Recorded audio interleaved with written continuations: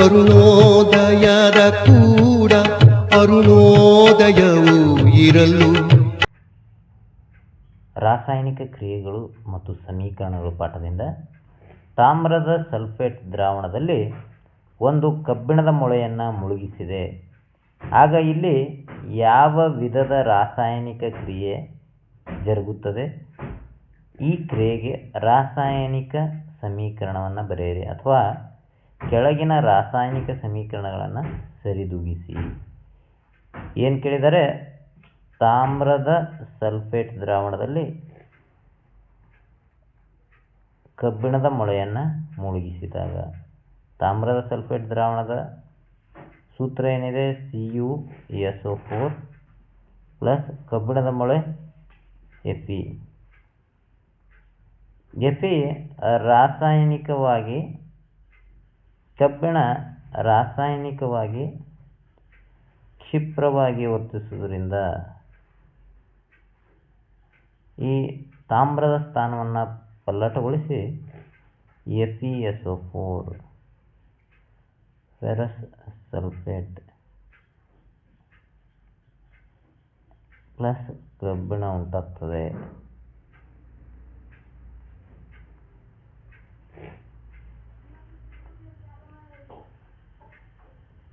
ಎರಡನೇದು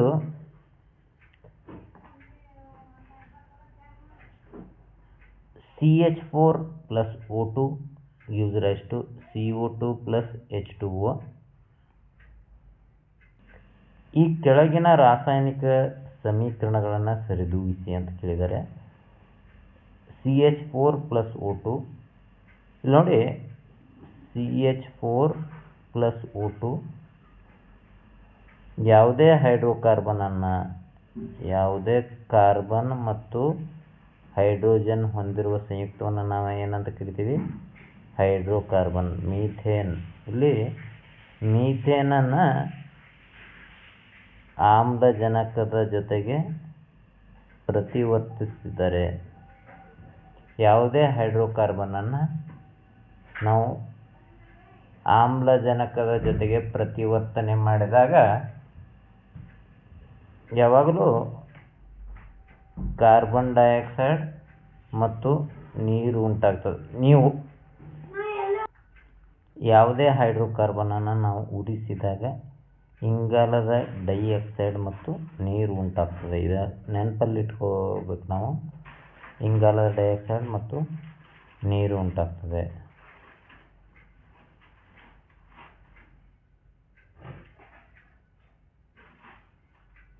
ಇದು ಏನಂದಿದ್ದಾರೆ? ಈ ರಾಸಾಯನಿಕ ಸಮೀಕರಣವನ್ನು ಸರಿದೂಗಿಸಿ ಅಂತ ಕೇಳಿದೆ. ಇಲ್ಲಿ ನೋಡಿ, CH4 plus O2 gives rise to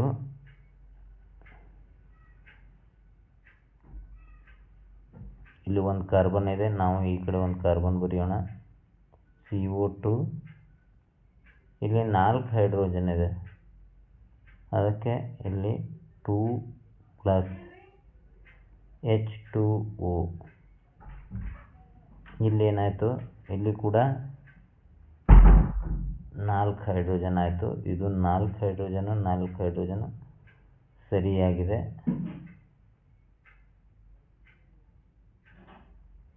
ಹೌದಾ? ಇನ್ನು ಆಕ್ಸಿಜನ್ ಬರೋಣ.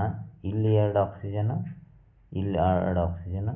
ಈ ಆಕ್ಸಿಜನ್ ಮುಂದೆ 4 ಬರೆದಾಗ ಇದು 4 ಆಕ್ಸಿಜನ್ನು, ಇದು 4 ಆಕ್ಸಿಜನ್ನು. ಇಲ್ಲಿ 1 ಕಾರ್ಬನ್ನು, ಇಲ್ಲಿ 1 ಕಾರ್ಬನ್ನು.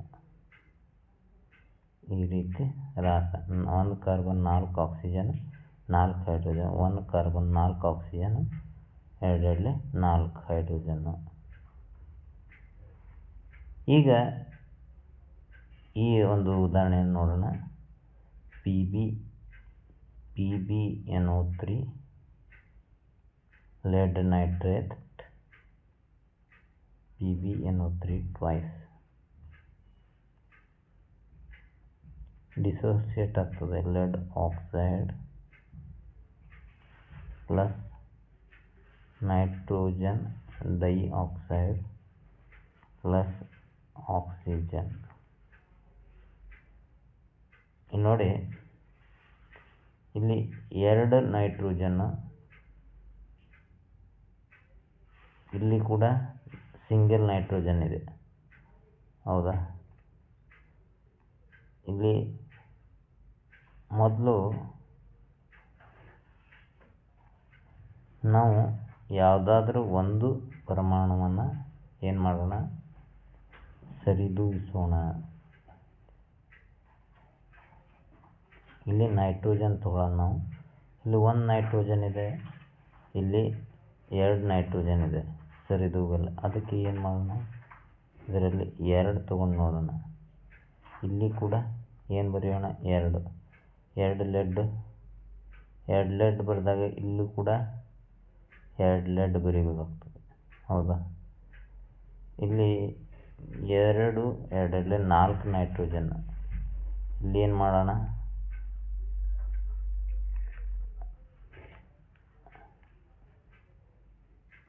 ನಾನು ಸರ ಬರ್ತೀನಿ. PbNO3 twice PbO plus NO2 plus oxygen, ಹೌದಾ? ಇಲ್ಲಿ 4 ಇದೆ. ಇಲ್ಲಿ ನೈಟ್ರೋಜನ್ ಬ್ಯಾಲೆನ್ಸ್ ಮಾಡೋಣ. ಇಲ್ಲಿ 2 ಇದೆ, ಇಲ್ಲಿ 2 ಮಾಡೋಣ. ಏನಾಗ್ತದೆ, ಅದಕ್ಕೆ 2 ಆದರೆ ಬ್ಯಾಲೆನ್ಸ್ ಆಗ್ತಿಲ್ಲ, 4 ಮಾಡೋಣ. 4 ನೈಟ್ರೋಜನ್, ಇಲ್ಲಿ ಕೂಡ 4 ನೈಟ್ರೋಜನ್ ಬ್ಯಾಲೆನ್ಸ್ ಆಯಿತು. ಲೆಡ್ ಇಲ್ಲಿ 2 ಇದೆ, ಇಲ್ಲೂ 2 ಇದೆ, 3 2 6, 6 2 3 2 6, 6 2 12 ಆಕ್ಸಿಜನ್ ಇದೆ. 4 2 8, 9 10, 11 12. ಈಗ ಏನಿದೆ, ಈ ರಾಸಾಯನಿಕ ಕ್ರಿಯೆ ಸರಿದೂಗಿಸಿದ ರಾಸಾಯನಿಕ ಕ್ರಿಯೆಯಾಗಿದೆ. ಈಗ ಮುಂದಿನ ಒಂದು ಪ್ರಶ್ನೆಯನ್ನು ನೋಡೋಣ. 3 ಅಂಕದ ಪ್ರಶ್ನೆಗಳು. ಪರೀಕ್ಷೆಯಲ್ಲಿ ಯಾವ ರೀತಿ, ಯಾವುದೇ ಪರೀಕ್ಷೆ ಅಂದ್ಕೊಳ್ಳಿ, ನೀವು SSLCನೇ ಆಗಬೇಕಾಗಿಲ್ಲ, GPSTR HSTR ಯಾವುದೇ ಕಾಂಪಿಟೇಟಿವ್ ಪರೀಕ್ಷೆಯನ್ನು ನೀವು ಎದುರಿಸ್ತಾ ಇದ್ದರೆ ಯಾವ ರೀತಿ ನಾವು ಪರೀಕ್ಷೆ ಅನ್ನೋದನ್ನು ನೋಡೋಣ. ಈಗ ಏನಿದೆ, ಅಲ್ಯೂಮಿನಿಯಂ ಸಲ್ಫೇಟ್ನೊಂದಿಗೆ ಬೇರಿಯಂ ಕ್ಲೋರೈಡ್ ವರ್ತನೆ ಯಾವ ವಿಧದ ರಾಸಾಯನಿಕ ಕ್ರಿಯೆಗೆ ಉದಾಹರಣೆಯಾಗಿದೆ? ಈ ಕ್ರಿಯೆಗೆ ಸರಿದೂಗಿಸಿದ ರಾಸಾಯನಿಕ ಸಮೀಕರಣವನ್ನು ಬರೆಯಿರಿ. ಈಗ ಅಲ್ಯೂಮಿನಿಯಂ ಸಲ್ಫೇಟ್ನೊಂದಿಗೆ ಏನಂತ ಬರೀಬೇಕು, ಅಲ್ಯೂಮಿನಿಯಂ ಸಲ್ಫೇಟ್ನೊಂದಿಗೆ ಬೇರಿಯಂ ಕ್ಲೋರೈಡ್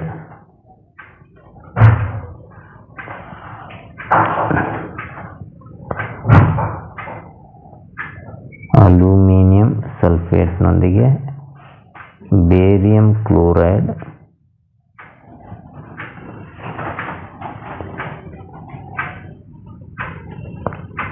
Al2SO4 ಥ್ರೈಸ್ ಏನಿದೆ, ಬೇರಿಯಂ ಕ್ಲೋರೈಡ್ ಪ್ರತಿವರ್ತಿಸಿದಾಗ ಉಂಟಾಗುವ ಏನಂತ ಇದೆ ಪ್ರಶ್ನೆ,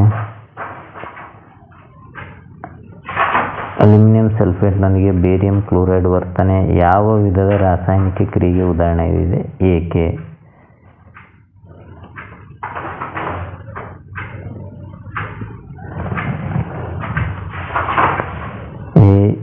Al2SO4 thrice plus barium chloride. ಇಲ್ಲಿ ತಗೊಳ್ಳೋಣ. 2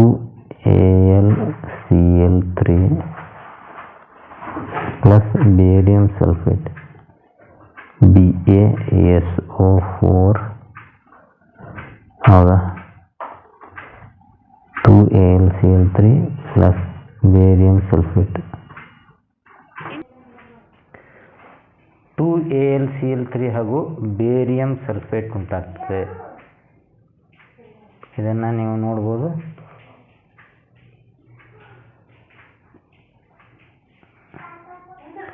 ನೋಡಿ, 3 ಬೇರಿಯಂ ಕ್ಲೋರೈಡ್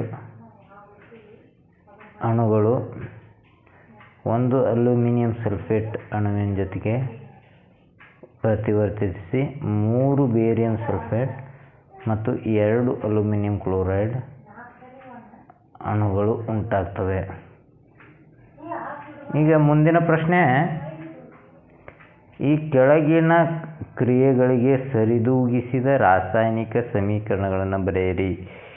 ಈ ರಾಸಾಯನಿಕ ಕ್ರಿಯೆಗಳು ನಡೆಯುವುದನ್ನು ವೀಕ್ಷಣೆಯಿಂದ ಹೇಗೆ ಖಚಿತಪಡಿಸಿಕೊಳ್ಳಬಹುದು? ಸೀಸದ ನೈಟ್ರೇಟನ್ನು ಕಾಯಿಸಿದಾಗ ಬೇರಿಯಂ ಕ್ಲೋರೈಡ್ನೊಂದಿಗೆ ಸೋಡಿಯಂ ಸಲ್ಫೇಟ್ ವರ್ತಿಸಿದಾಗ, ಸೀಸದ ನೈಟ್ರೇಟನ್ನು ಕಾಯಿಸಿದಾಗ ಸೀಸದ ಆಕ್ಸೈಡ್ ಮತ್ತು ಕಂದು ಬಣ್ಣದ ನೈಟ್ರೋಜನ್ ಅನಿಲ ಬಿಡುಗಡೆಯಾಗ್ತದೆ. ಇದನ್ನು ಭಾಳ ಸಲ ಪ್ರಶ್ನೆ ಕೇಳಿದರೆ, ಕಂದು ಬಣ್ಣದ ಧೂಮ ಇದು ಯಾವುದು? ನೈಟ್ರೋಜನ್ ಅನಿಲ ಕಂದು ಬಣ್ಣದ ಧೂಮವಾಗಿರುತ್ತದೆ.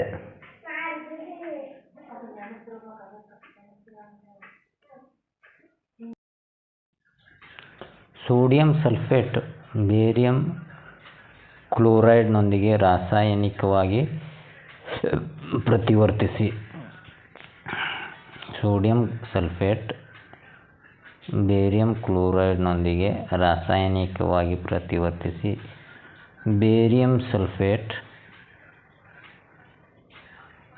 ಇಲ್ಲಿ ರಾಸಾಯನಿಕ ದ್ವಿಸ್ಥಾನ ಪಲ್ಲಟ ಉಂಟಾಗ್ತದೆ, ಸೋಡಿಯಂ ಕ್ಲೋರೈಡ್ಗಳು ಉಂಟಾಗ್ತವೆ.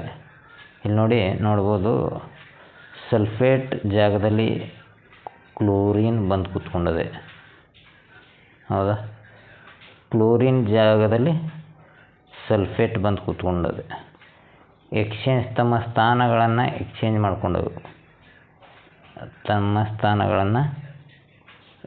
ಮಾಡ್ಕೊಂಡಿದ್ದಾವೆ. ಯಾವುದು?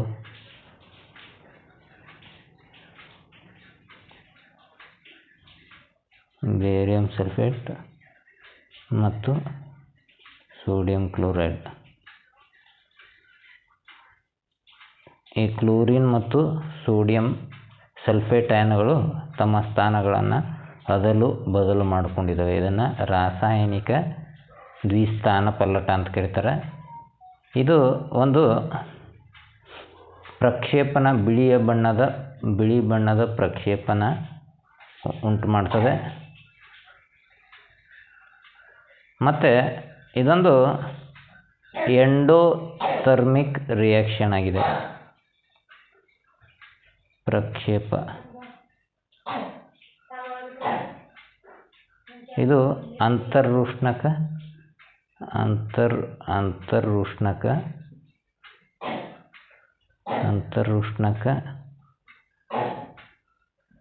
ರಾಸಾಯನಿಕ ಕ್ರಿಯೆಯಾಗಿದೆ.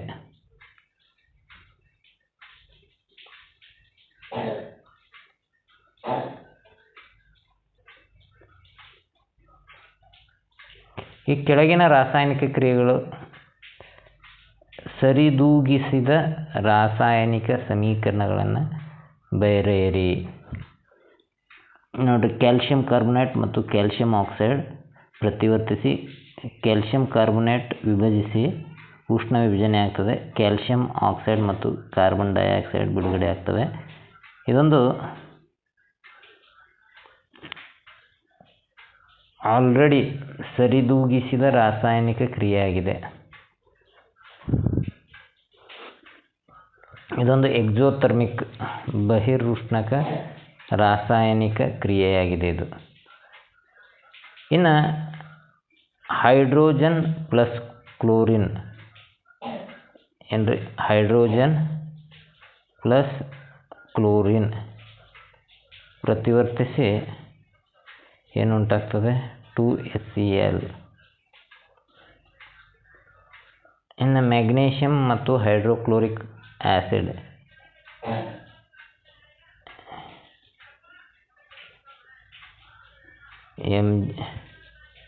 ಮ್ಯಾಗ್ನೇಷಿಯಂ ಪ್ಲಸ್ ಹೈಡ್ರೋಕ್ಲೋರಿಕ್ ಆ್ಯಸಿಡ್,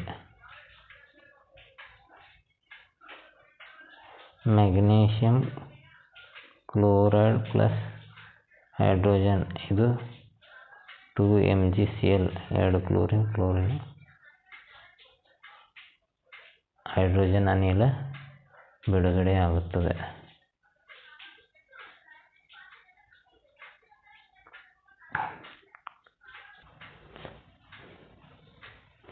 ಮುಂದಿನ ಪ್ರಶ್ನೆ, ಕಬ್ಬಿಣದ ಮೊಳೆಯನ್ನು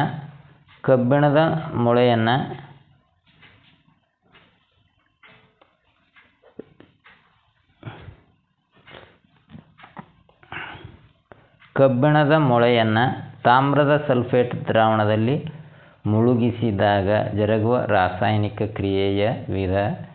ರಾಸಾಯನಿಕ ಕ್ರಿಯೆಗೆ ಸರಿದೂಗಿಸಿದ ರಾಸಾಯನಿಕ ಸಮೀಕರಣ ಬರೆಯಿರಿ. ಇಲ್ಲಿ ಏನು ಮಾಡಿದ್ದಾರೆ, ರಿಪೀಟೆಡ್ಲಿ ಕೇಳ್ತಿದ್ದಾನೆ ಈ ಪ್ರಶ್ನೆ. Fe plus CuSO4 gives rise to FeSO4. ಇಲ್ಲಿ ಕಬ್ಬಿಣ ತಾಮ್ರದ ಸ್ಥಾನವನ್ನು ಪಲ್ಲಟಗೊಳಿಸಿದೆ. FeSO4 plus Cu. ಈ ರಾಸಾಯನಿಕ ಕ್ರಿಯೆಯ ವಿಧ ರಾಸಾಯನಿಕ ಸ್ಥಾನ ಪಲ್ಲಟ ಕ್ರಿಯೆಯಾಗಿದೆ. ಯಾವುದಾಗಿದೆ? ರಾಸಾಯನಿಕ ಸ್ಥಾನ ಪಲ್ಲಟ ಕ್ರಿಯೆ.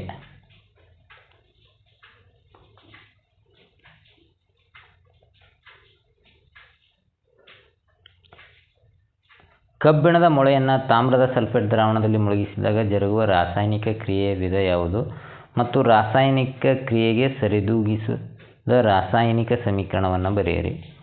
ಸರಿದೂಗಿಸಿದ ರಾಸಾಯನಿಕ ಸಮೀಕರಣ ಅಂದ್ರೇನು? Fe ಎರಡೂ ಕಡೆ ಪರಮಾಣುಗಳು ಅಷ್ಟೇ ಆಗಿರಬೇಕು. FeSO4 plus Cu. ಇದೊಂದು ಸರಿದೂಗಿಸಿದ ರಾಸಾಯನಿಕ ಕ್ರಿಯೆಯಾಗಿದೆ ಮತ್ತು ಸರಿದೂಗಿಸುವ ಅವಶ್ಯಕತೆ ಇಲ್ಲ. ಹೌದಾ? ಕಬ್ಬಿಣದ ಮೊಳೆಯನ್ನು ತಾಮ್ರ, ಅದೇ ಪ್ರಶ್ನೆ, ರಾಸಾಯನಿಕ ಸ್ಥಾನ ಪಲ್ಲಟ. ಇಲ್ಲಿ ನೋಡಿ, FeSO4 ಪ್ಲಸ್ Cu. ಈಗ ನೆಕ್ಸ್ಟ್ ಕ್ವಶನ್,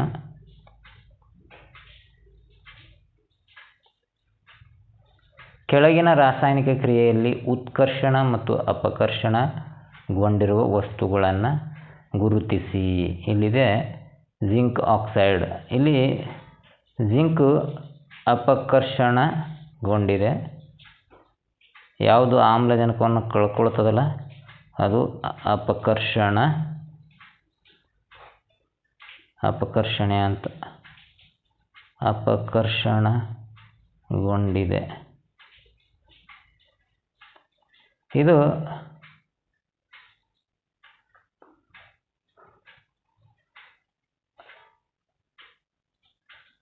ಕಾರ್ಬನ್ ಆಮ್ಲಜನಕವನ್ನು ಪಡೆದುಕೊಂಡಿದೆ.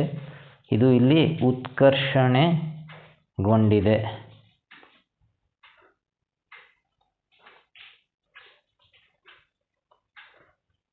ಇಲ್ಲಿ ಜಿಂಕ್ ಆಕ್ಸೈಡ್ ಅಪಕರ್ಷಣೆಗೊಂಡಿದೆ. ಹೌದಾ? ಇದು ಅಪಕರ್ಷಣೆಗೊಂಡು ಏನಾಗಿದೆ? ಜಿಂಕ್ ಆಗಿದೆ. ಕಾರ್ಬನ್ ಉತ್ಕರ್ಷಣೆಗೊಂಡು ಏನಾಗಿದೆ?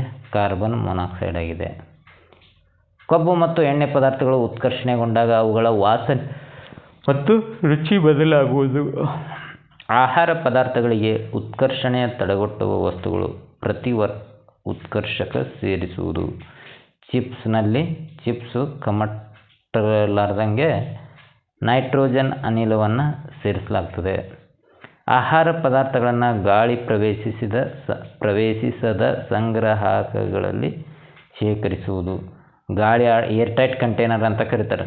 ಏರ್ಟೈಟ್ ಕಂಟೈನರ್ಗಳಲ್ಲಿ ನಾವು ಆಹಾರ ಪದಾರ್ಥಗಳನ್ನು ಸಂಗ್ರಹಿಸಬೇಕು ಮತ್ತು ಪ್ರತಿ ಉತ್ಕರ್ಷಕಗಳನ್ನು ಬಳಸಬೇಕು.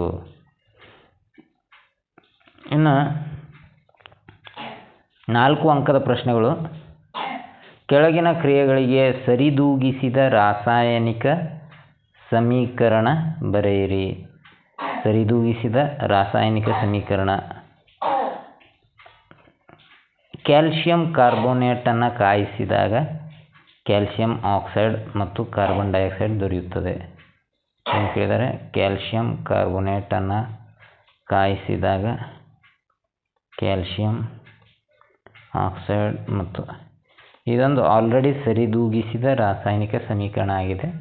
ಇದಕ್ಕೆ ನಾವು ಸರಿದೂಗಿಸುವ ಅವಶ್ಯಕತೆ ಇಲ್ಲ. 2ನೇ ಪ್ರಶ್ನೆ ಏನಿದೆ, ನೈಸರ್ಗಿಕ ಅನಿಲ ದಹನ ಕ್ರಿಯೆಯಿಂದ ಕಾರ್ಬನ್ ಡೈಆಕ್ಸೈಡ್ ಮತ್ತು ನೀರು ದೊರೆಯುತ್ತದೆ. ನೈಸರ್ಗಿಕ ಅನಿಲ ಯಾವುದು? ಮೀಥೇನ್. ಮೀಥೇನ್ನ ದಹನ ಕ್ರಿಯೆ ಅಂದರೆ ಆಮ್ಲಜನಕದ ಜೊತೆಗೆ ವರ್ತನೆ. ಇಂಗಾಲದ ಡೈಆಕ್ಸೈಡ್ ಪ್ಲಸ್ ನೀರು ಎರಡೂ ದೊರೆಯುತ್ತವೆ. ಇದು 2ನೇದು. CO2 plus H2O 2H2O. ಇದು ಸರಿದೂಗಿಸಿದ ರಾಸಾಯನಿಕ ಕ್ರಿಯೆಯಾಗಿದೆ. ಇಲ್ಲಿ 2 ಆಕ್ಸಿಜನ್. ಮುಂದಿಂದು ಕಾರಣ ಕೊಡಿ. ತಾಮ್ರದಿಂದ ಮಾಡಿದ ವಸ್ತುಗಳನ್ನು ಗಾಳಿಗೆ ತೆರೆದಿಟ್ಟಾಗ ತಮ್ಮ ಮೇಲ್ಮೈ ಹೊಳಪನ್ನು ಕಳೆದುಕೊಳ್ಳುತ್ತವೆ.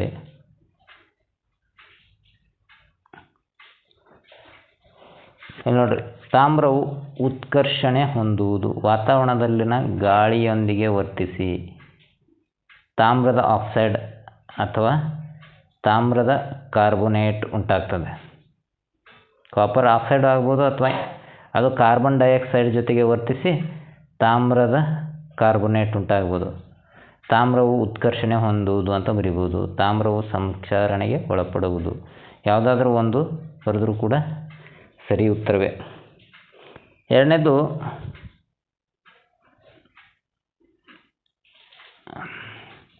ಸ್ಥಾನಪಲ್ಲಟ ಕ್ರಿಯೆ ನಡೆದಿದೆ. ತಾಮ್ರದ ಸಲ್ಫೇಟ್ ದ್ರಾವಣದಲ್ಲಿ ಇರಿಸಿದ ಕಬ್ಬಿಣದ ಮೊಳೆಯು ನಿಧಾನ ಕಂದು ಬಣ್ಣಕ್ಕೆ ಬದಲಾಗುತ್ತದೆ.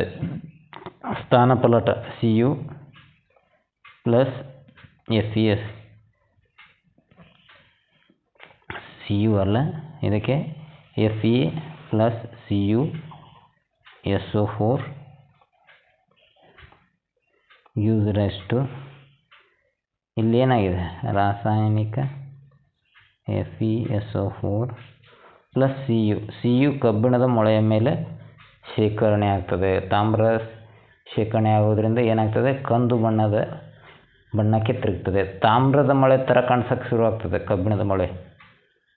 ಸ್ಥಾನಪಲ್ಲಟ ಕ್ರಿಯೆ ನಡೆದಿದೆ. ಕಬ್ಬಿಣವು ತಾಮ್ರದ ಸಲ್ಫೇಟ್ನಿಂದ ತಾಮ್ರವನ್ನು ಸ್ಥಾನಪಲ್ಲಟಗೊಳಿಸಿದೆ. ಯಾವುದಾದ್ರೂ ಒಂದು. ಇದು ರಾಸಾಯನಿಕ ಕ್ರಿಯೆಗಳು ಹಾಗೂ ಸಮೀಕರಣಗಳ ಪಾಠದ ಡೈಲಿ ಡೋಸ್ ಸೊಲ್ಯೂಷನ್ಸ್ ಆಗಿದೆ. ಮುಂದಿನ ಅಧ್ಯಾಯದಲ್ಲಿ ವಿದ್ಯುತ್ ಶಕ್ತಿ ಪಾಠದ ಡೈಲಿ ಡೋಸ್ ಸೊಲ್ಯೂಷನನ್ನು ಅಭ್ಯಾಸ ಮಾಡೋಣ. ಈ ಒಂದು ಡೈಲಿ ಡೋಸ್ ಸೊಲ್ಯೂಷನನ್ನು ಎಲ್ಲರೂ ಪ್ರಾಕ್ಟೀಸ್ ಮಾಡಿ. ಧನ್ಯವಾದಗಳು.